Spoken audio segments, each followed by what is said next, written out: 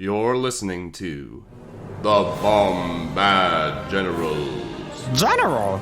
Oh. Hello and welcome to the Bombad Generals. I'm here with Matt and a very special guest, Bobby Joe Thomas, also known as Blood Ocean on the Discord. How are you guys today? I'm good. How about you, Bobby? I'm doing good, man. How you guys doing? The man, the myth, the legend, 3 first names. Really happy we could get you on.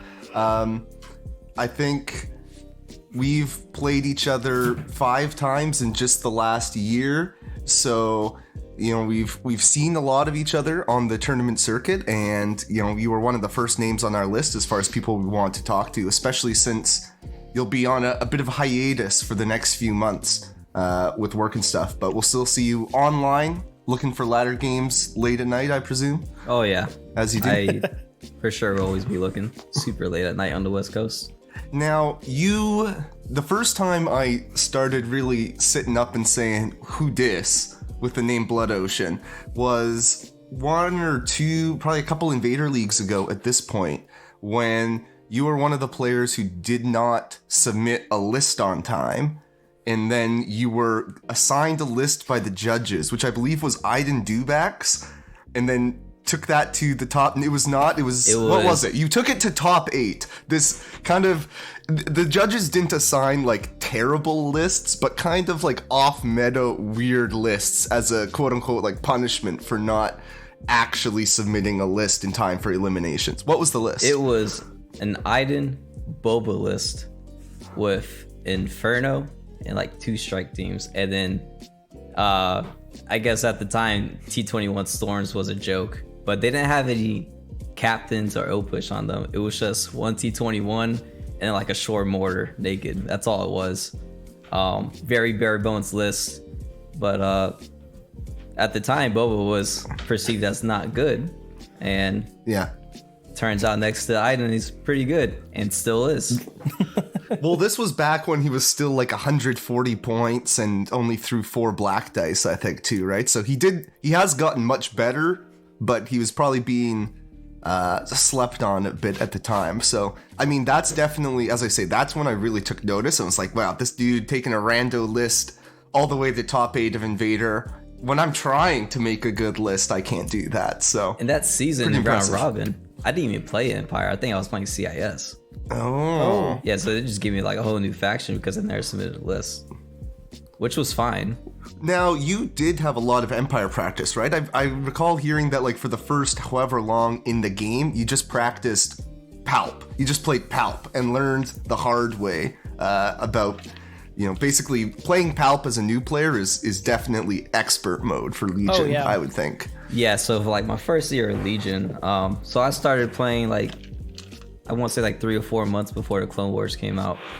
But I played my entire first year nothing but Palp and a Gav, because that's really the only thing I had. And lo and behold, at the time as a new player, I didn't win a single game my first year of playing until COVID happened and I started playing TTS, and it just finally clicked when Maul came out. When Maul came out, I finally found something that was my playstyle. Maul came out and like fit your playstyle. How did Maul fit your playstyle like so well, and like what is your playstyle? So my playstyle is control. I've always been a believer in blue player. It's not as strong nowadays, but my thought process behind it was always I want to play Legion the way I want to play, not the way my opponent wants to. And Maul and the B2s at the time with the T-Series upgrade when it first released, it accomplished that playstyle I was looking for of complete control. I was able to bid high and play the exact objectives that I wanted and that my list was good at. And that is my playstyle, and still to this day, that's what I like to do.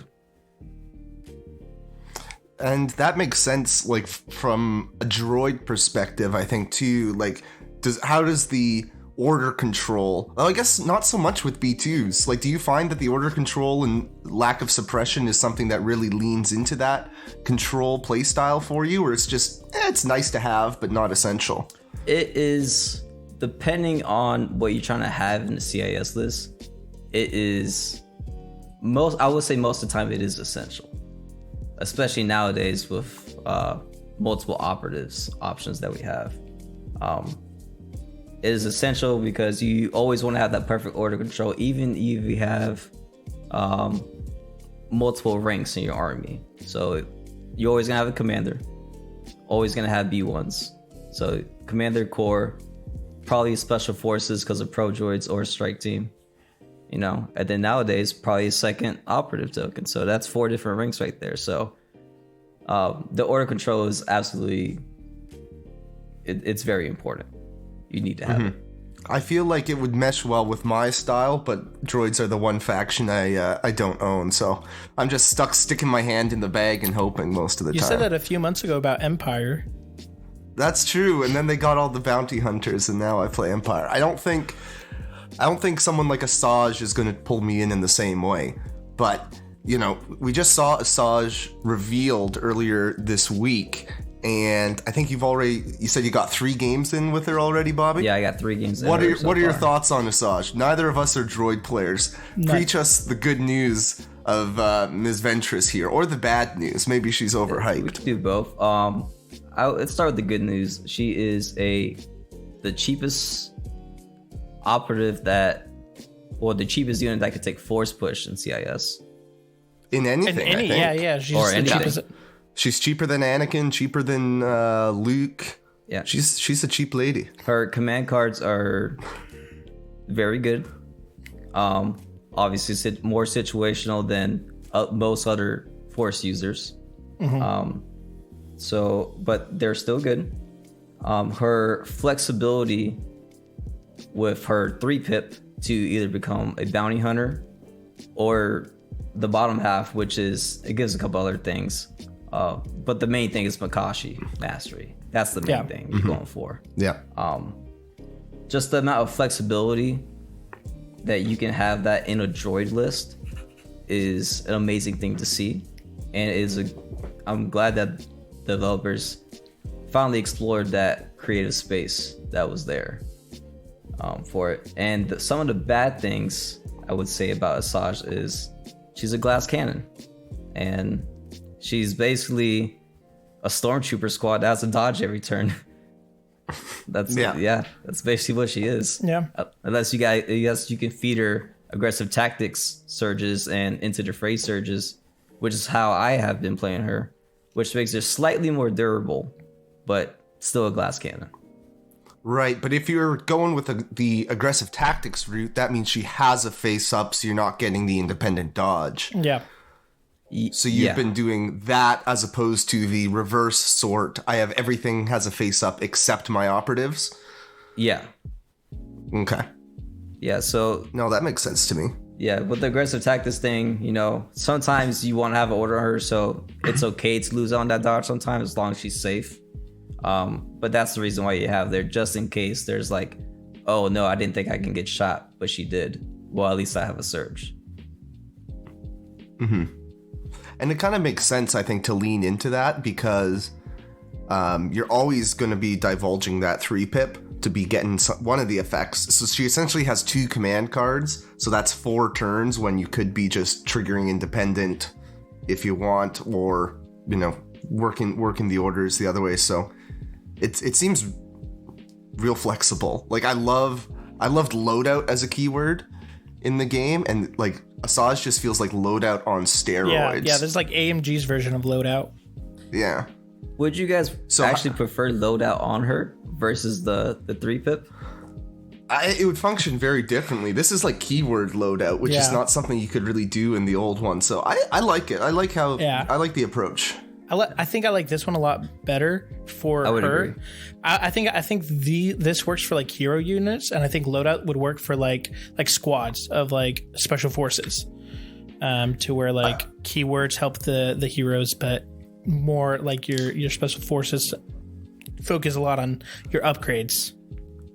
I think to make the loadout keyword work better, you would need just more specific and situational upgrades. Yeah. Like on the units we have it now, it's like, do I want Hunter or do I want O push? Oh, so hard to choose. And it's like, whatever. They're not that crazy different.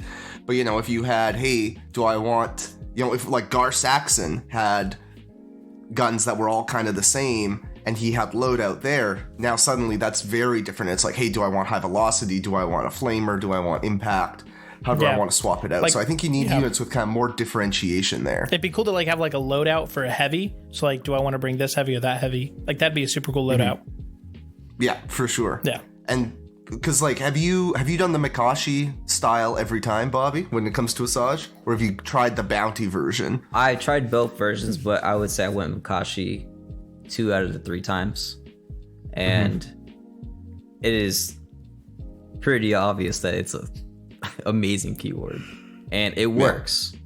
Now the only issue is I feel like more than other units in the game, she is very terrain dependent because she is so fragile.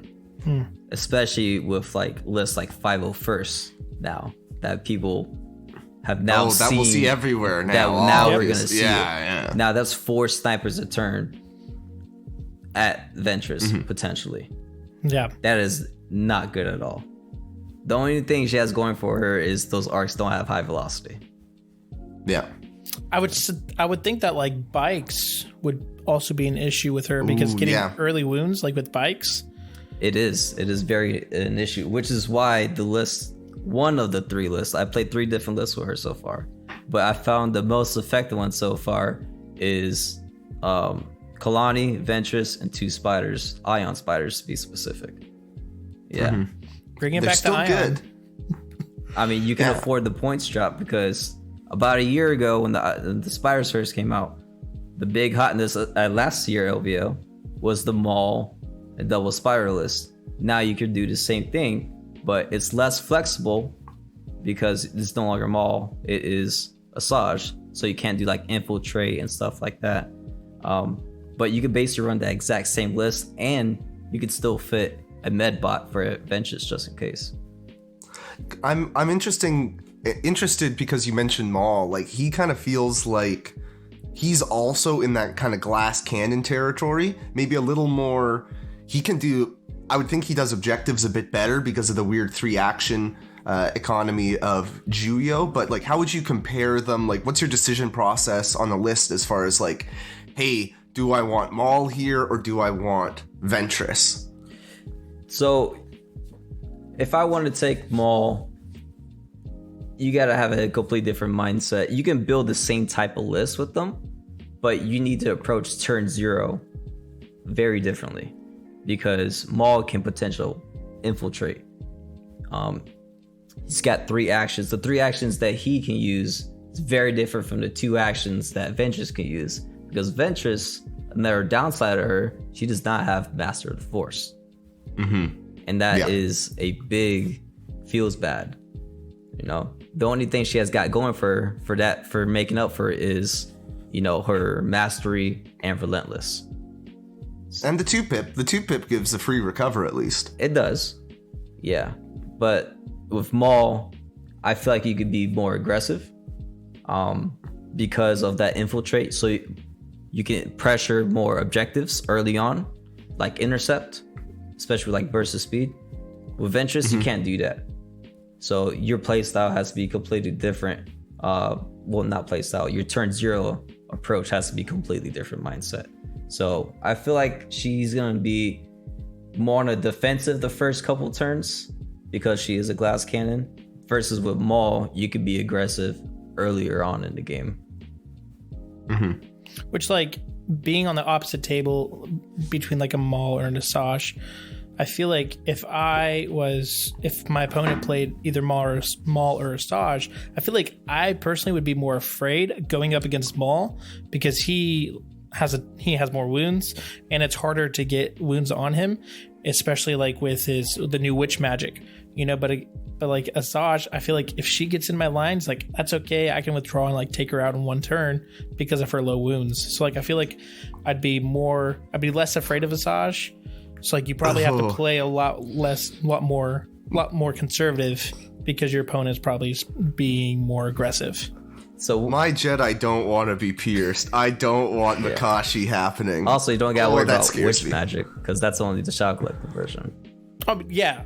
No, but like, of course, like a lot of my list is like I have a Jedi, but I also have a whole gun line of clones or something. So like my clones can take him out. Like that's my plan in theory when I've been like thinking about going up against Asajj. Is that like, okay, I can get a good fire support shot on her and take her out, you know? Yeah, and hopefully it probably will happen, you know. But I also feel like majority of people will agree with you that it is scary to face Maul because we know what he can do. As of right now, we really don't fully know her potential because it's so little information out, so little games played with her. You know, we need to see other players. How do they approach playing her? What type of list they put her in? Because it's never going to be the same. You can have the same list, but no one's going to play the same. So, are you putting choke on her despite lack of master of the force? Or are you going with like burst of speed to really get her in quick? Yeah. I think that's right, but I could see an argument for burst of speed to just like hang back, go. Just give her a bit more flexibility with where she wants to hide. And because IRL tables, that's what scares me, is the LOS blocking or lack thereof. Yeah, and that's just purely flavor on your playstyle right there. If you feel like that's gonna be more handy, especially with the meta, which probably is. With, you know, Op Vader running around nowadays. Versus speed push with Makashi, pretty good. When are you gonna try Staps? I've seen Ventress Staps lists that look pretty good. When you play Empire, you're playing triple bikes or quad bikes with Blizzard, but now you're saying, "Oh, I'm using Ventress with spiders." You know, and obviously you played a lot of spiders back in the day, you know, around this time last year. But like, are you thinking about Staps? It feels like such a good fit for you, Bobby. Why are you shaking your head? Staps are just not as valuable as what they used to be, and mainly because, you know, it sucks to say, but Blizzard Force, there's nothing you can really. They're more durable than Empire bikes, you know. I have to go early with my bikes to get the maximum value out of them. I don't think it's a good matchup. I haven't played the matchup. I could be wrong. It's okay if I'm wrong. I just don't think that's not something I would do, and I don't recommend it. But you know, people to each their own. You know, but I like the Iron Inspired matchup for Blizzard specifically because obviously they're gonna have 4 sets of bikes. I'm gonna have a lot of targets. And I can shoot them before they shoot me. Yeah, and if someone's bringing Dark Troopers or something in a month, then that is you're true. feeling pretty good with Ion Spiders. They are not feeling too bad when they get to feast on Dark Troopers. So if you were going to Worlds, which unfortunately we will not see you there, but if you were, what would you be rocking? Would you be practicing more and more of this kind of droids, Ventress, spiders path, or are you just going Blizzard? I will. Or something else? I would not go Blizzard. Even though I've been playing speeder bikes since like February of last year, so about a year now. Like I played you at Kubla Khan, Legion by the Bay. We played at the final table. I was playing Iden 333 speeder bikes. Golden State Games, I did that. What's it called? The San Diego one. Yeah, LVO. Oh, yeah, San Diego, you won with triple bikes. Yeah. But I didn't go with this past OVO with that list because I felt like it didn't really have a chance against Blizzard, which is true because Op Vader Iden. Yeah. So even with that being said, if I was going to Worlds, I would have to just keep practicing Asajj with these double spiders. That's what I would take. Okay. Yeah. I like it. Are droids your favorite faction, would you say? Yes. Or is Empire your favorite? I would say I'm a droid player at heart. Always will be. And I just feel like they benefit more from this new core rulebook than the old version of CIS did. Because now, they can get cover from the ion spiders, the blocks line of sight. Same thing with if you want to play Droidicas, they also provide you cover. And I didn't block think line of about sight. I didn't think about the LOS blocking in terms of an Asajj list. That is a good kind of like back pocket thing. If you get a crappy table, you're just like, hey, you know what? I have I'll done hide that. here. I have done Yeah. it. I've intentionally tried to do it, and it has worked. It is easy to pull off. You're gonna be moving with your spiders at least 2 out of your 6 turns to get in range, or to not get in range. Up to you. But another thing they benefit from the climb changes, and as well cover for the B1s. 7-man squads. They really benefit from this new CRV. But yeah. the Empire is they've also benefited from it as well. Yeah. So They're doing well. Specifically Blizzard, but yeah. they just keep getting better. So it's sure. I feel like relying on Droidicas or the Ion Spiders to be a line of sight blocker, I feel like that's super easy, like as an opponent, to get around that because of the new climb rules. Because you can all you need to do is just get a little bit of height and you can see them, because Droidicas and spiders, they're just not tall. Yeah. Depending on the table. Yeah. It's not to rely on them. It's just there as another tool in your bag. That, For sure. Yeah. Hey, I can do this. You just need to think about it at some point, during your game, that, hey, this is still an option I have, versus just moving out to the open and shoot you. So while we're on the topic of favorites, another one of the questions I like, objectives. Now, obviously, objectives just kind of changed with the tiebreaker rules. But what objective is your favorite in terms of how the games play out, or just what you enjoy? I would say my favorite objective is intercept by far. Yeah, and the reason why, and it goes back to my playstyle, is control. I know exactly where my opponent's gonna be, because you have to be within range on the score. So I don't need to do a guessing game. I know based on the table layout exactly where I need to be, where I shouldn't be, and I usually I play Jedi or Sith, so I have force push, so I can control who's gonna score and not score. And on top of it, I'm playing droids, so I get to activate whatever I want with whatever I want. Yeah, and have 10,000 bodies to swarm the middle if you need to. It's true. Yeah. So that's why I like playing intercept the most, because I feel like I'm in the most control of the game. Yeah.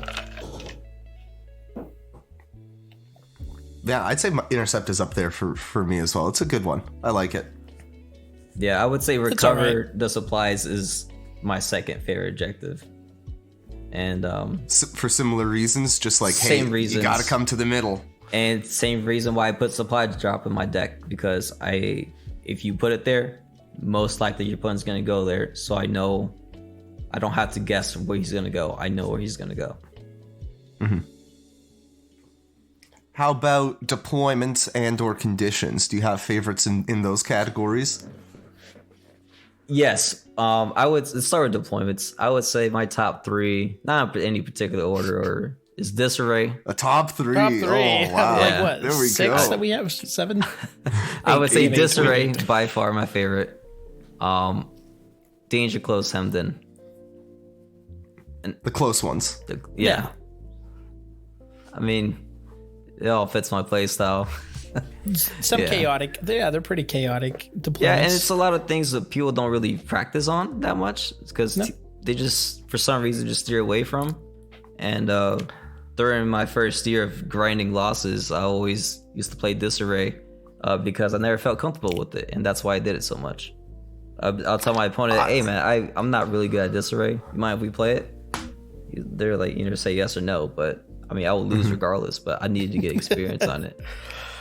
I'm confused here though, because in my mind, I like being in control and playing kind of similar lists to you, but I like the long deployments because I can control range a lot better because we start far apart and I can kind of like range things out. I feel like on all your favorites, I don't see how that jives with control. That just seems like, okay, you just slap your army down and let's go. I guess the important detail I left out is those, well, like Danger Close, Disarray. Those are my favorite deployments when I was playing my Iden 333 list. Yeah, small little detail, but because of the infiltrate, I don't need to be in deployment zone. Then I got 3 speeder bikes who could just go on the opposite side where my core units are not. Yeah, I agree there. Like they're really fun ones, even if they don't necessarily jive with all the list types. So like Asajj spiders. Yeah. Are you going crazy? No. You do not do that on this way, please. Yeah, don't do that. Yeah, that you do. You're correct about. You have to put long march in, roll out. If you want him, then things like that. Major offensive. But you asked me what my favorite was. Those are my favorite. Yeah. Hey, I like it. It's a good list. And then for conditions, supply deck for same control reasons. The mini game. I like rapid reinforcements a lot as well, even though it could be a downside for me at times, but I do like it. What do you put in? What sort of stuff do you like putting in rapid reinforcements? So it only goes into my CIS list, especially when I run B2s. So I just do a B2, sometimes 2. Yep. Seems good. And it's, seems good. It's one of I'm those not things good with darks coming out though. I mean, I'll still keep it in there though, because if they want to get closer, all right, sure. I got ion spiders. It's fine. Yeah, if you got iron spiders, true. you're the laughing. Blizzard Force player has impact 13, so it doesn't. People love to see a dark trooper.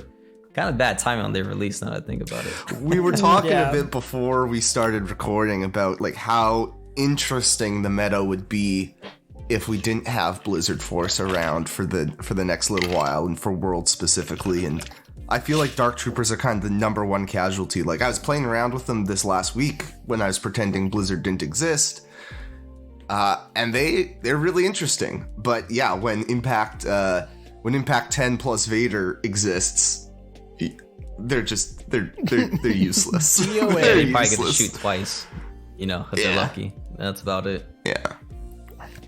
And then you're like, well, that was a fun 188 points. I lose now. Cool. Yeah, which I'm personally, because I was one of the ones that you practiced on with those Dark Troopers. I'm like kind of glad that Blizzard still exists because I still have no idea how to handle Dark Troopers. Yeah, especially that's the thing. Yeah. Oh man. Yeah, man. It's I think they're going to be a great unit. They just need they don't need anything. Other things around an empire need to get looked at for them to be successful. I'm sorry. Out of all the factions of units that need to be looked at, Empire is the bottom of the list. Okay. Looked at in a tone it down way. Okay, in a tone it down, yes. In a tune up, Rebels needs to be number one. Oh yeah. Hey, Bobby don't care about Rebels. He's a dark side boy over here. No Hey, light side I just want more people to run white save armies. Because my red save armies love going up against that. Yeah, for sure. If I guess one final question that just popped into my mind for you, Bobby, that I'm interested to hear your thoughts on. If you could put any unit you want in Legion from the Star Wars IP, what would you add in? including Legends. Sure. That's I would do the CIS version of Palpatine. Like the Maul versus when he dueled with Maul, the double saber. Yeah, in the Clone Wars. Yeah. When he has the actual saber in his hand, he's going up against Maul. I think it was on Mandalore, if I'm not mistaken. No, it was on Coruscant.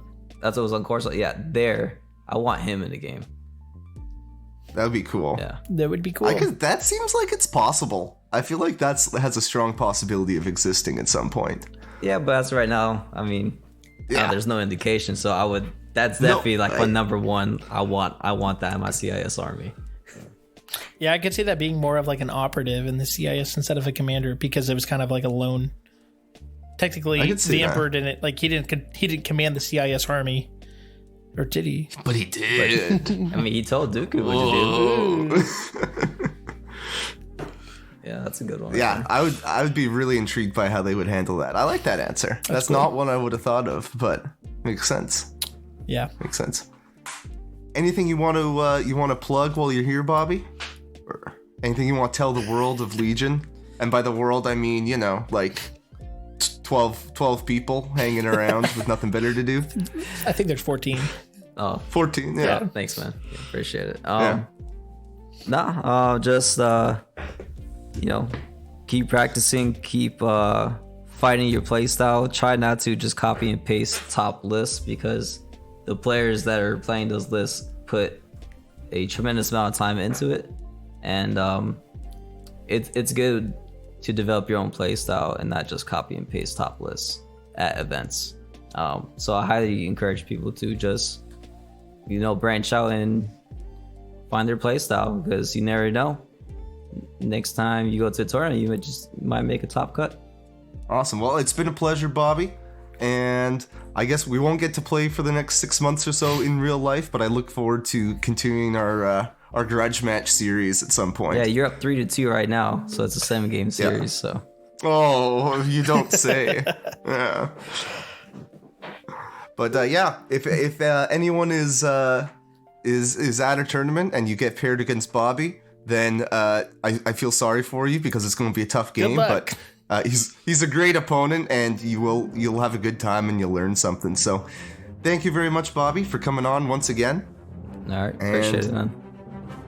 Thanks everybody for listening, and stay Gungan. This has been the Bombad Generals.